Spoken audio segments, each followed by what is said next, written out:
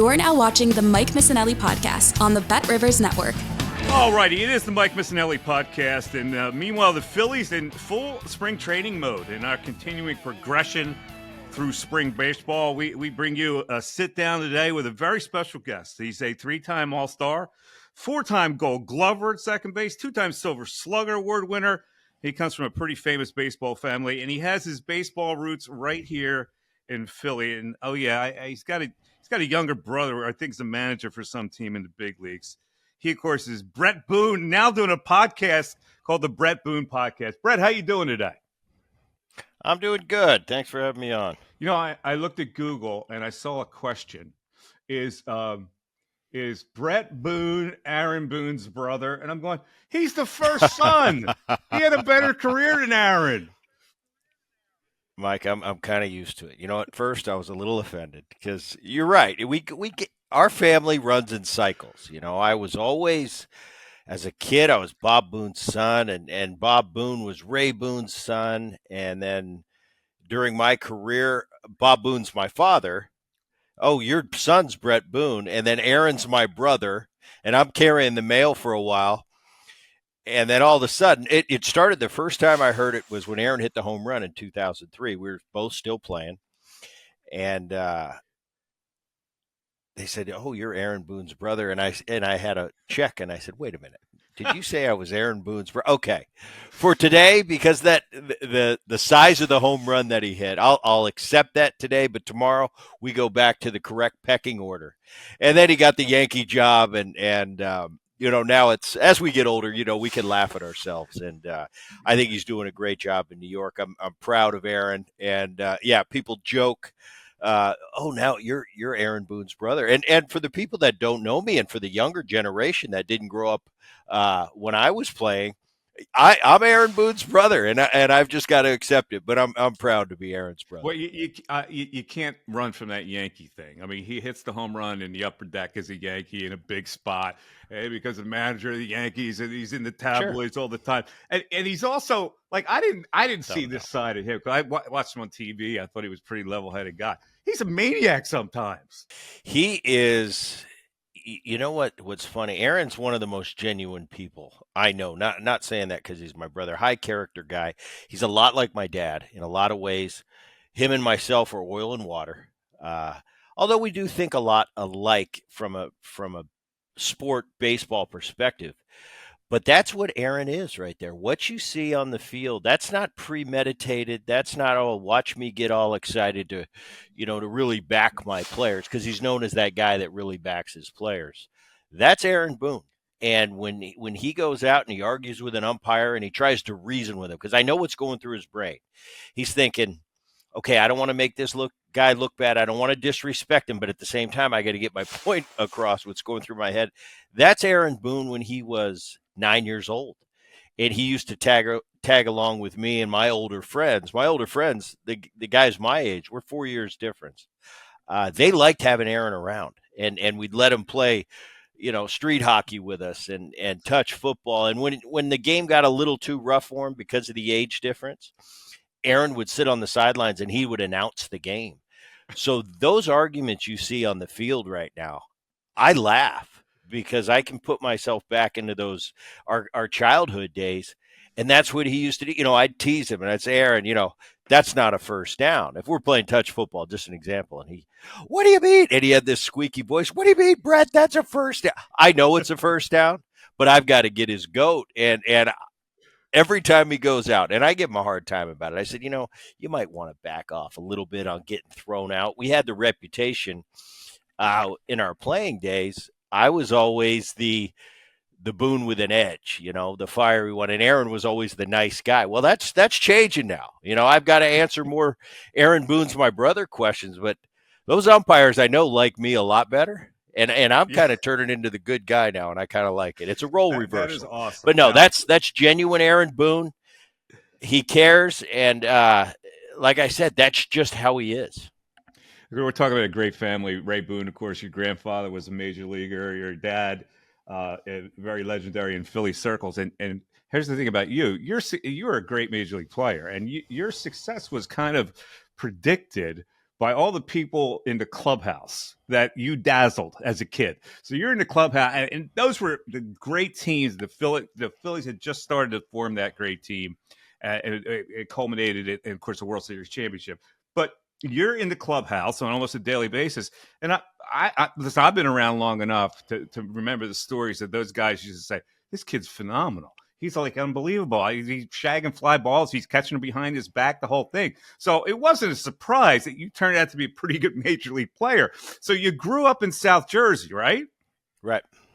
Now, did you Cherry Hill, actually, Medford is the actual Okay. place. You're from Medford. You grew up in Medford.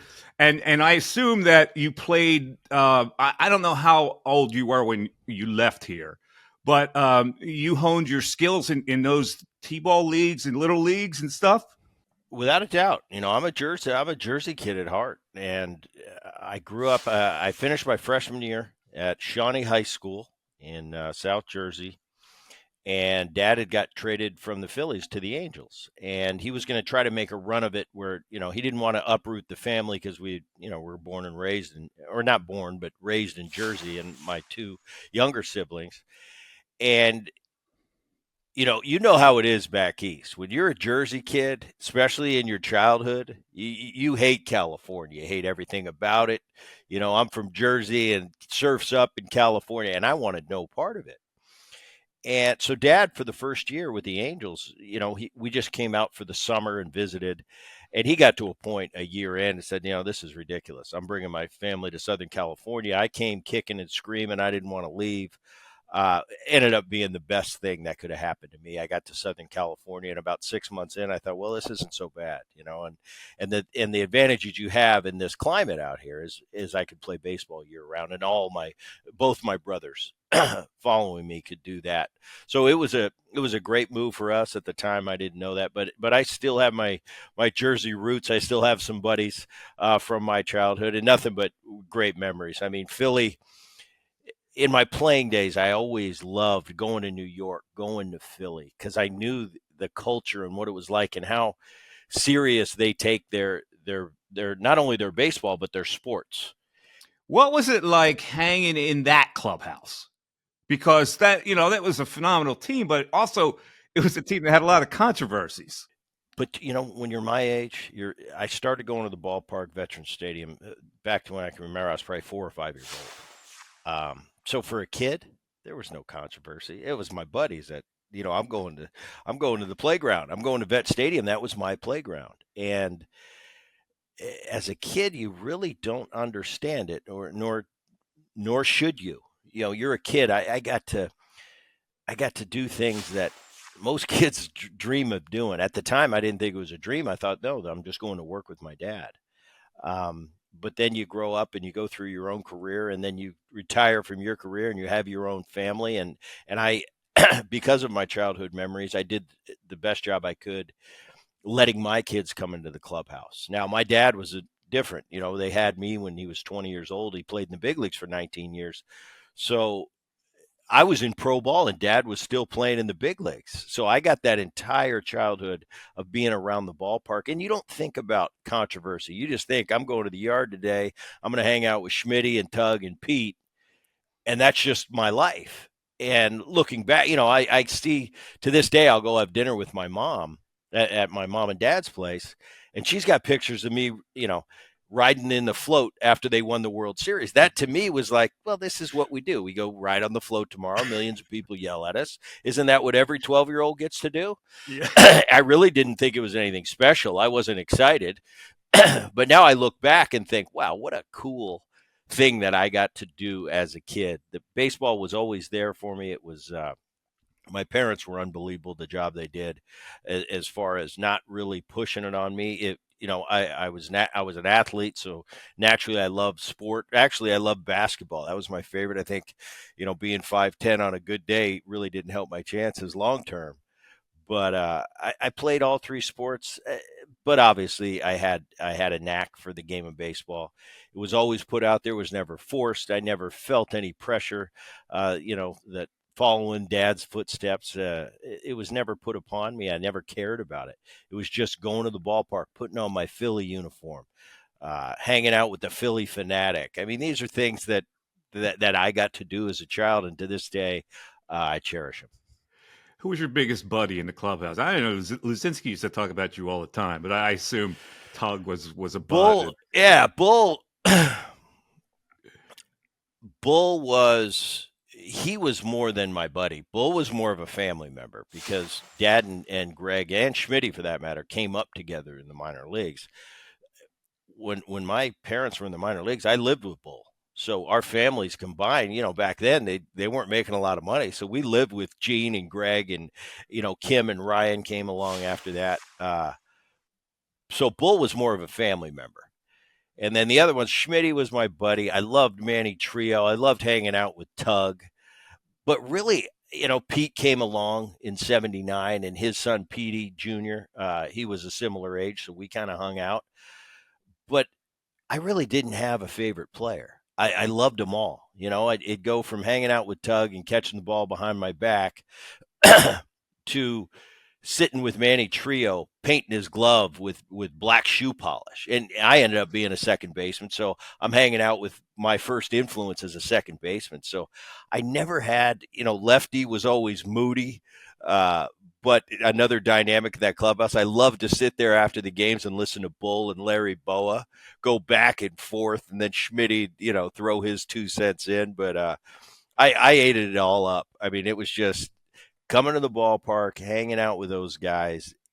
My biggest nightmare was when Dad said, "No, you're not coming to the ballpark today." And I thought, how dare you tell me I can't come to the ballpark today? I mean, that was my whole world.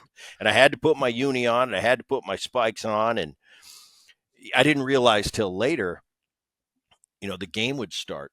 And I was pushing the envelope all the time. I had my uni on. I wanted to be in the clubhouse. I needed to be in the dugout with those guys during the game. And Dad would get to a point where he'd be like, all right, he'd give me that look. And that look meant, get the hell out of here. So, man, I'm going and hanging out with the Fanatic, or I'm hanging out behind home plate with the grounds crew, and that was my new spot where I'd watch the game from behind home plate. So I learned how that was later in life when I was going through my own career and my kids would come to the ballpark with me. I thought, well, I've got a job to do here, and it's great having my kids being able to experience this, but it's time to go to work. And Bret, I know you're enjoying yourself. I know this is what you live for, but there comes a time and point where I got to go to work here. And I understood that as you get older, but what was the favorites, just my. What was the shoe polish from Manny Trio? What were you doing with his glove? If you look at Manny Trio's gloves back then, there were Wilson, I believe they were Wilson A2000s. Now I ended up using Mizuno my entire career. Yep. But Manny, the web, he would keep the regular leather color, the classic, but he would take black shoe polish and just coat after coat after coat after coat on those gloves. So I kind of took a liking to that. And thought, I'm going to hang out with, I'm a middle infielder. At the time I was a shortstop, and I'm like, I like hanging out with the second baseman. I like his glove.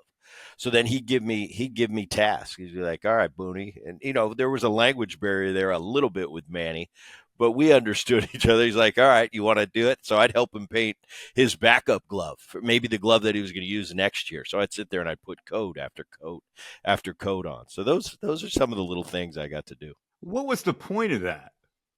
Well, how did that? I have no idea. No idea. I got to assume why do guys wear white spikes? It's just his style. It's something different that he wanted to do, and that was Manny's way. I got to assume that he snares a ball in the hole, and that ball is now done. That's black shoe polished. No, but the black wasn't on the inner part of the glove. The glove, was on the leather outside was part. Still the leather. It was the exterior. Yeah, it was all style and points. Oh, it was style. Right, it was aesthetics. It was aesthetics. I get it. Right. All right. So you get to the big leagues, USC, and the big leagues, and you get to Seattle, and you're around some studs. Now, I believe you missed A-Rod there, right? Alex and I never played together. I was coming. I mean, he was gone the year. He was coming. I was coming back. Yeah. He was going. Yeah. But you crossed over with Randy Johnson and Junior when he comes up, and I guess also Ben Davis. Was Jamie Moyer there? Ben Davis. No, Moyer wasn't there. He wasn't there. Ben Okay. Davis, one of my favorite teammates of all time. All right, go ahead. Ben Davis was. Yeah, it's Love funny. Ben. Yeah, we have him. We have him on in a couple of days. I'll ask him about that. But now Junior comes up as a 19-year-old, and he takes the nation by storm. What kind of guy was he when he came up, and when you looked at him, what did you see? Kenny, I'll tell you, Kenny was my first.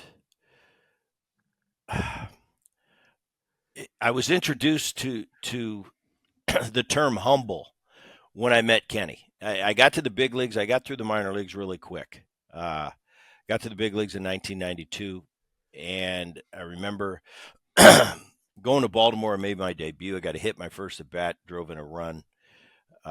Sitting there on first base, thinking, "Wow, I got 3,000 to go, and this isn't going to be a problem. It's going to be easy."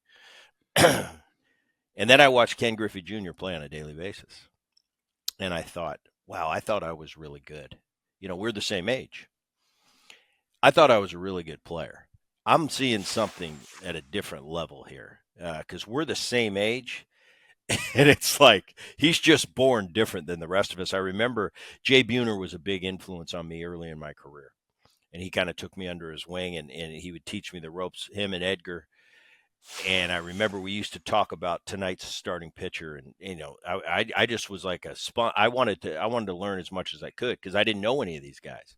So Buhner and Edgar kind of took me aside and we'd talk about tonight's starter and what his tendencies were. And Junior would walk by. And I'd throw a zinger at Junior. Hey, what do we got, Junior? He'd just kind of look at me like I had three heads. I just see the ball, hit ball. And I remember Jay on a consistent basis. And Jay's hitting, he's coming into his own. 3 years in a row, he hit 40-plus homers. And he said, Boone, he said, do me a favor. Don't pay attention to him. He's just different than the rest of us. We don't work on that level. He said he just does things that the rest of us can't do. And for the short time that I played with Junior, I played with him through the 93 season before I moved on to Cincinnati, watching him on a daily basis. And to this day, I got a chance to play with a lot of great players throughout my career. But to this day, best player, top to bottom I've ever played with. Just the things he did at such a young age. And it was weird because I got through the minor leagues and I was always the kid. And I got to the big leagues, and now I'm with the kid.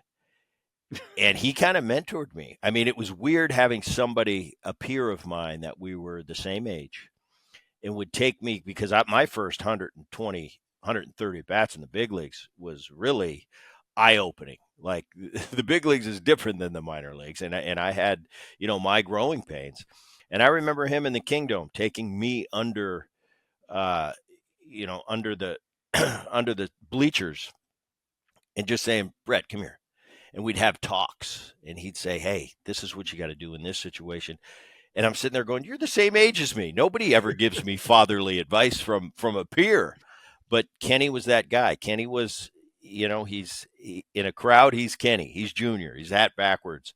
But one-on-one, he helped me more than he knew back in those days by just being a calming presence and someone I could go to that we were the same age. And, but talent-wise, man, he did some things, like Buhner would say, the rest of us aren't built to do.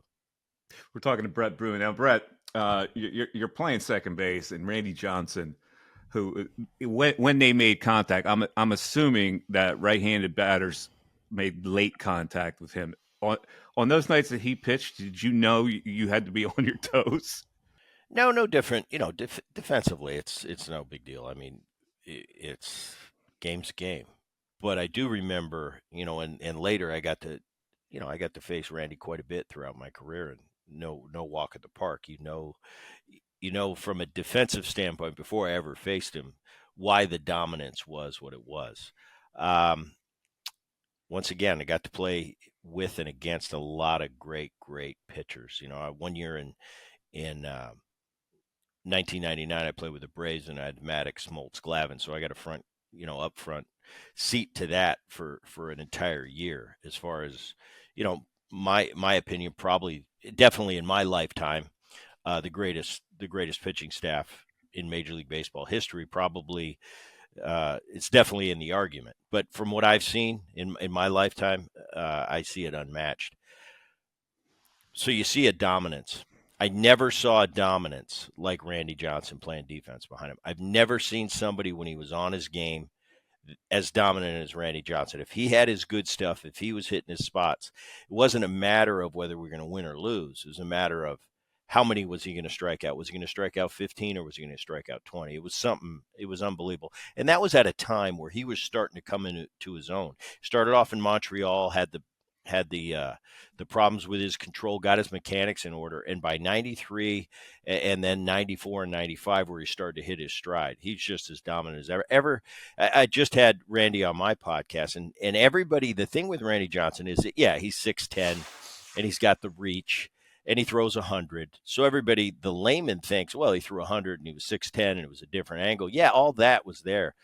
But people don't give Randy the credit of the quality of pitcher he was with that arsenal that he had. I mean, he was unpredictable. He'd throw me a 2-0 slider with nobody on in a 6-2 lead. He was unpredictable. In any time where it's thinking, you're 6'10", you throw 100. We're not at a crucial part of the game. Just give me a fastball to hit. You couldn't just sit on a fastball with Randy because he was a pitcher. He'd front door you with a 2-seamer. And I'm just kind of, what else you got for me, Randy? 3-1 sliders and would throw him for a strike.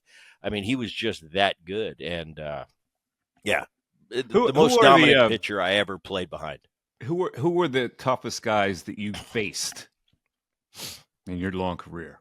I mentioned him earlier. You get that as an ex-player. That's a pretty big question that everybody asks you. Who are the greatest? Who's the best? I limit it to this: Maddox, Smoltz, Glavine. It was the best threesome I've ever seen. That's back in the day before the internet. We had USA Today. I'm going to Atlanta in 2 weeks, and I'm going to start to count the days. Maddox pitched today. Okay, so Tuesday, Thursday, and see who we were going to hit. And I was always pulling for, and he was a great pitcher, Kent Merker, or a Denny Nagel, who was the fourth starter for some of the years in Atlanta. You're just begging to get Nagel or Merker, who were great in their own right, but you just didn't want that trio of Maddox, Smoltz, Glavine. And it seemed like every time, man, I'd be doing that USA thing, and I've got my, I've got my pen out, and I'm going Tuesday, Wednesday, Thursday, Tuesday, Wednesday, Maddox, Smoltz, Glavine, and I'm going, no, not again. So, those were the guys. There were so many great pitchers. I think a guy like a Kevin Brown didn't get his just due as far as the greats. Pedro, obviously, for a 3 or 4 year period, about as dominant as they come. Clemens, that Yankee staff, for years was great. But there's so many great ones, so I just keep it simple. And it's Kevin Brown threw that heavy ball where you felt like you heavy ball, and he could. There's not too many guys that in the modern day game of baseball could on a given day get away with one pitch with the best players in the world. Kevin Brown could do it.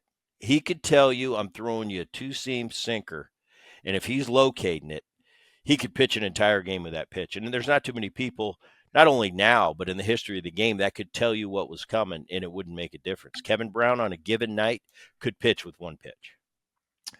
Mariano Rivera. You had a lot of pop for a guy your size, second base. You wouldn't expect it that you had that kind of pop. When did you realize that you had that kind of bat speed and pop? Well, I always had power. I didn't hit 20 home runs in the big leagues till I think 1998.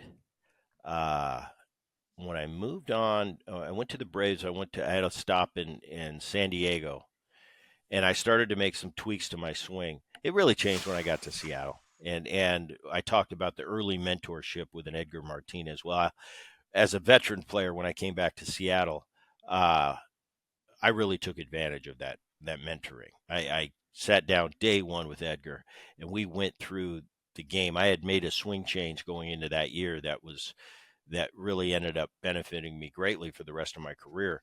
But I really wanted to know what made him tick and what made him different, and the great right-handed hitters of my time, the Manny Ramirez's and the Edgars, what made them great. And he really helped me a lot. Just getting to that next level of the thought process of hitting. And to me, it's such a mental thing. And it's a thought process. It's an approach, and it's not an approach. It's an approach for 162 games throughout the season. And we came up with a plan and an approach, and we stuck to it, and we don't waver from it. And it ended up being something that kind of changed my career and took me to a different level offensively, strictly because of my approach. It's when I left the batter's box, all the thought process, all the thinking, it's gone. I have my approach. I take it to the plate. I apply it. I don't waver from it. Sometimes I get bit in the butt. Sometimes I lose. Sometimes I tip my cap to the pitcher. But I found that over 162, it was going to give me individually the best chance to perform at the highest level I could. And I learned that from Edgar. And it's something that I'll pass on to younger players now. You know, everybody's not ready for the high tech thought, the game inside the game. But if you're ready for it, you can comprehend it. You can put it into play and apply it to your game. Wow, it makes such a difference. I watched Manny for years. He's probably the epitome of it. He's probably a guy that had an approach and stuck with it more than I've ever seen. The most mentally disciplined hitter I've ever seen. We went through that. Edgar and myself would go through it on a daily basis. What makes it different? What makes Edgar different? And we applied all those principles to my swing, and I give that a lot of credit to the second half of my career and the offensive success that I had. You had a really fast, whippy swing. I got to ask you this question because it's out there, and you had to deal with it. Canseco threw a lot of guys under the bus. One of the guys he mentioned was you. How did that make you feel, and how do you feel about it now? At the time, I looked at it and I thought, wait a minute, when did this conversation take place? Because I know Jose, as through the years, the times that I had played against Jose, up until that point had been, at the most conversation I ever had with him at second base was, way to swing it, thanks. That was it. Now all of a sudden I'm reading this book. And, at the time that book was a huge deal. And I'm reading this book and it says, he's with the Angels, and me and him are having a conversation at second base. I'm going, I've never talked to Jose Canseco. The only thing for me is Matt Lauer called me at the time, the Matt Lauer. And he had Canseco, and he said he got his research team. Well, come to find out, he never played against the Mariners in that spring training, let alone reach second base. So they posed the question to him. You said Bret Boone had this conversation with you. What happened? You never got to second base against the Mariners. Oh, it must have been as we were coming and going off the field. And at that point, I just kind of dismissed it as, oh, yeah, that's what I would talk to a complete stranger about leaving the field. I'm taking steroids, Jose, and, let's talk about it. So I dismissed it as, it's like, I'm not going to sit here and dismiss that book because he blew the whistle on a lot of things. Some of the things in that book came out, proved to be true. I think he had a book to write. He had a lot of personal knowledge that he experienced, and he had to fill up a complete book. So he started making assumptions. He started making educated guesses on his behalf as to who was taking, who wasn't taking, strictly from aesthetics. I started training in 1998. I went from a guy that was from the school of, I don't lift weights, I'm a baseball player. That's what my grandpa used to tell me. And I was that way through college, through my early career. I got to a point in 1998 where I decided I want to train. People were starting to train more and more and more. So I changed my body over a couple-year period. But I think it was just a thing where Jose, now, I've got some stuff that I've lived. I'm speaking on Jose now. I've got some things that I've lived through. And now I'm gonna assume, yeah, I saw that guy. I saw his body change. So that's what I chalked it up to. That's a damaging thing to throw out there, though. That's got to infuriate anybody who is falsely accused like that. What did you do? Did you have any reaction to it with him or his people or anything? At the time, the thought was, all right, what am I going to do about it? am I going to get up and bang the drum? And then I thought about it, and I thought, no, all I got to do is tests. Oh, okay. At the time, there wasn't a test. Now all of a sudden, here the tests are coming. Uh, I it's something.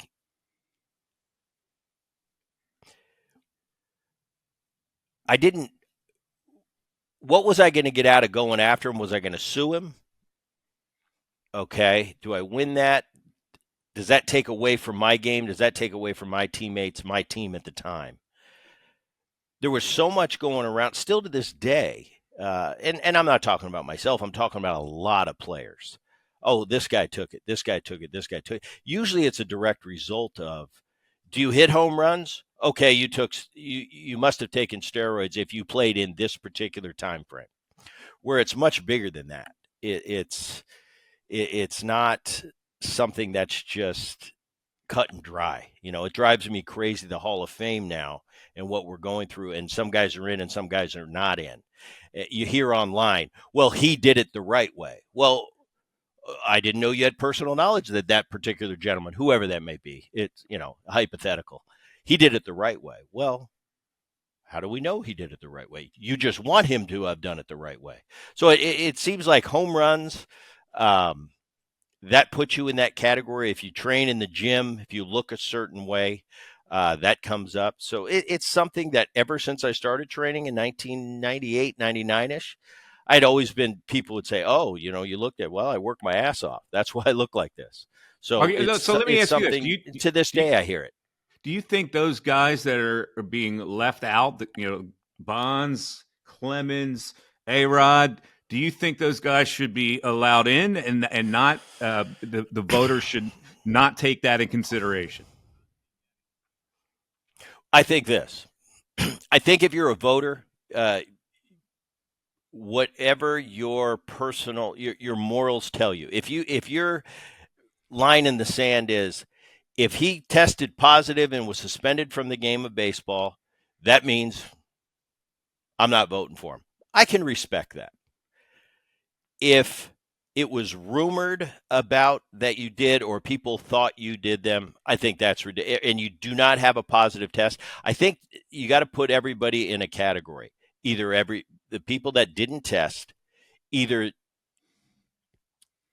everybody did it or everybody didn't do it. Now, if somebody had a positive test, Manny had 2 positive tests.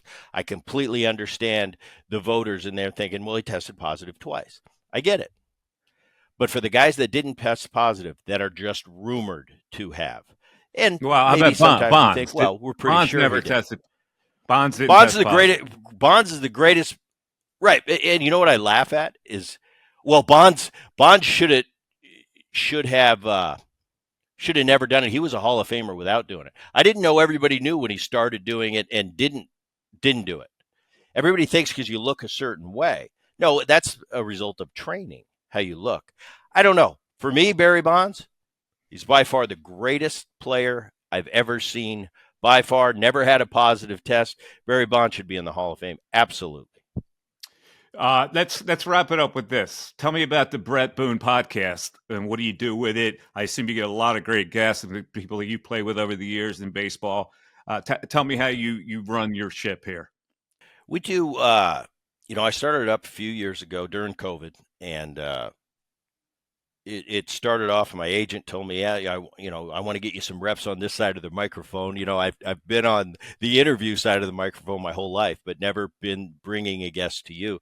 And I was kind of against it. I said, I don't want to do that, probably because it was uncharted waters for me. I'd never welcomed somebody to the Bret Boone podcast.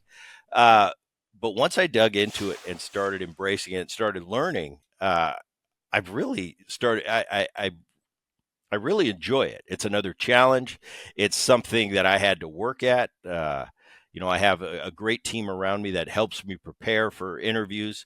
It's taught me how to do an interview, not just go down the list and question 1, question 2, question 3. It's more of a conversation, but it started that way 3 or 4 years ago. Odyssey came in and is a partner with us now. And that's been a great relationship so far. And basically, it's once a week during the baseball season, I'll break down the week in baseball, and then usually I have 2 guests, and so I'll have a guest on Monday, a guest on Wednesday, and then I'll have my show on Friday, which is Turning Two with Booney, and we just kind of break down what's gone on in the game of baseball that particular week. So I've had a lot of fun with it, a lot of guests, and I'm getting them from all over the place. I mostly baseball. It's baseball heavy, but we've got football, basketball. We've got entertainers. I've got, for instance, this week I'm taping Doc McGee, who is the manager of Kiss and Bon Jovi and Motley Crue. So we go off the rails and we go in different, other than just sports, just interesting stories, interesting people. So it's been a lot of fun. Sounds like fun. I guess before I let you go, the Phillies team this year, last year they melted unexpectedly to the Arizona Diamondbacks. It's tough to get back there. What do you see with this team this year? I think the Phillies last year, and it's easy to say that Diamondback team. If you pick the Diamondbacks to go to the World Series, I don't believe you, first of all. But we all watched that last year and that unbelievable playoff run they made. The Phillies, you remember because you were there when they hosted that first home game, and the way the roof, as they do in Philadelphia, they blew the roof off the stadium. It seemed like the series was over, and all of a sudden they ended up losing that series. I think this Phillies team is really good. I think they're for real. I look at their division this year. I think last year, the Braves were the best team in that division. I think this year they're evened up, and I think the key for the Phillies this year is Nola going to be the Nola we saw down the stretch? He signed a big deal in the offseason with the Phillies to retain him. If Wheeler's going to be Wheeler, if Nola can be Nola, I think they've closed the gap on that Braves team that won 104 games a year ago. I think if you have Nola and Wheeler, and the Nola and Wheeler that I saw in the postseason last year, I'll throw those two against anybody from a matchup standpoint. You look at the Braves, they got Fried and Strider. They went out and they got, and Morton's getting a little bit older, but he's definitely been a great pitcher throughout his tenure. You went and got Chris Sale. I don't buy Chris Sale. I don't know that he's going to be healthy. He's proven more times than not that he's not going to be. So I think the Phillies have closed the gap and are kind of on equal footing with the Atlanta Braves going into this season. The Mets, what's going to happen with the Mets? It seems like they're snake bitten over there. Senga getting hurt now. You started off last year with Scherzer and Verlander and Senga, and all of a sudden, all you've got Senga, and now you don't have Senga. So I don't know what's going to happen with the Mets. I look at that division, and it's Phillies and the Braves. And I think they're both going to the postseason with the way it's set up now with the 12 teams. But it's going to – I think it's pretty equal footing for who's going to win that division. And I think outside of those two teams, I'd be hard-pressed to find somebody that's going to challenge either the Phillies or the Braves in that division. But I still have a piece of me watches Philly. That's how it is when you're a kid growing up there. I always keep a special eye out on the Phillies to see how they're doing. And as long as the Mariners aren't involved, and that's been pretty safe the last 20-some years, I'm always pulling for the Phillies. All right, so you went to high school again. Where'd you go? Because my producer went to, I think, an enemy school. My producer, Darren. Shawnee, he probably either went to Lenape or Cherokee. I went to Cherokee, and I hate you, Brett, because we hate Shawnee. Yeah. Nobody likes Shawnee, You went Brett. to Cherokee, yeah. I'm a Marlton guy. No, so nobody. You were Medford, I'm Marlton. Yeah. Shawney's the great, big bad wolf. I love Not it. in football, Cherokee, we dominate. We dominate. The Shawnee Renegades. Yeah, Cherokee Chiefs. Yeah. I only got 1 year. I was only on their baseball team 1 year. And you're not that much older than me, too. I think, what are you, 54?